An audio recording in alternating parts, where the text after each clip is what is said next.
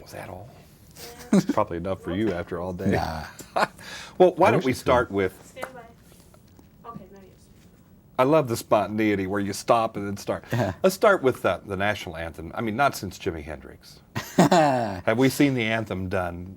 Is this like a private fantasy, like it's time we did a different national anthem? Right.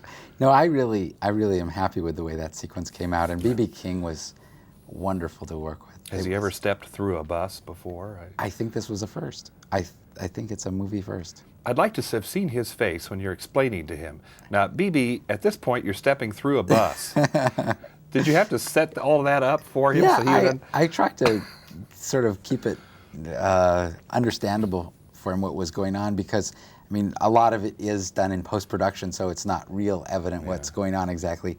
But he was wonderful to work with, as was the whole cast. I mean, we were blessed with a wonderful ensemble cast. But before we get to that, I'd like to, let's do a little role playing here. I'm a cigar chewing producer sitting in some office with lots of windows, and you've come in and said, I've got a pitch for you about a movie. I'd like to know how you describe the plot of this thing. Well, it defies description.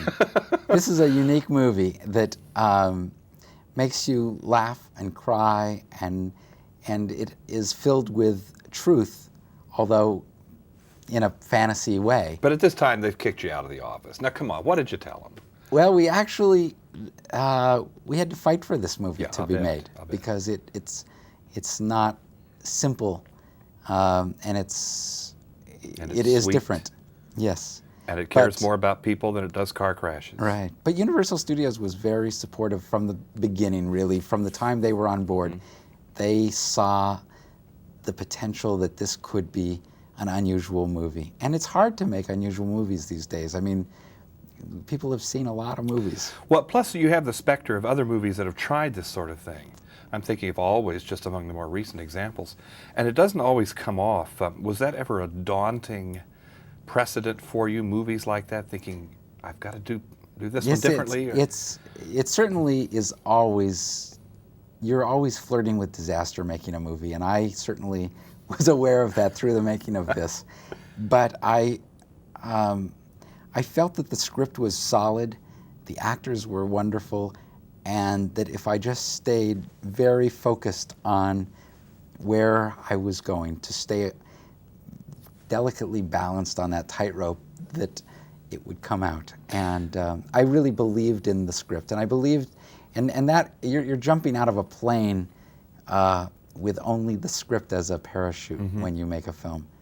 But could it have not happened had it not had a director with some clout behind him? Well, it would definitely, it's not your average Hollywood movie, that's true. It flies in the face of a lot of the sort of more cynical kind of values that, not necessarily Hollywood, but just that pervade the world now. To build fantasy can be the most arduous chore imaginable. I'm trying to think of the whimsy of a scene where people come flying out of a bus, yet the rigors that it must have taken to carry that off. Take me to the set at that time. Take me to the Stockton Bridge. Wow. What's going on?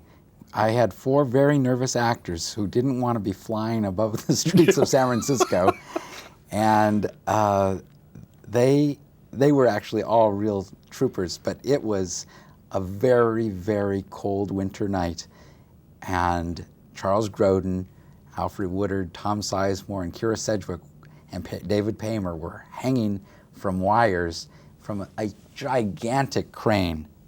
I can't even imagine how high they were. It was way up there in the air. And it's at night. And it was in the middle of the night. And it was very eerie. It was wonderful. It was very magical, because we were far enough away that you couldn't really see the wires, and it looked like these people were really flying. It was really a wonderful moment. Less than a minute left. Would you say that this is a film that's a fantasy, or is it a film that's very reality-based about the need we need to believe in second chances? This is a movie based on truth and reality, but it's made entertaining, I think, and fanciful through the fantasy approach. But it's really about something that relates to all of us in our real lives, about second chances and making the most out of your life. So fantasies can be pretty real after all, can't they? I think it's actually allows you to be even more honest in some ways with yourself as a movie viewer because of the package it's in. And that's Ron Underwood. He perpetrates fantasies and realities. Thank you. In the movie Heart and Souls. We are in Chicago. I'm John Tibbetts for KCTV5. I had to think for a minute. Let's see, it was New York last week, LA yesterday. It's been a busy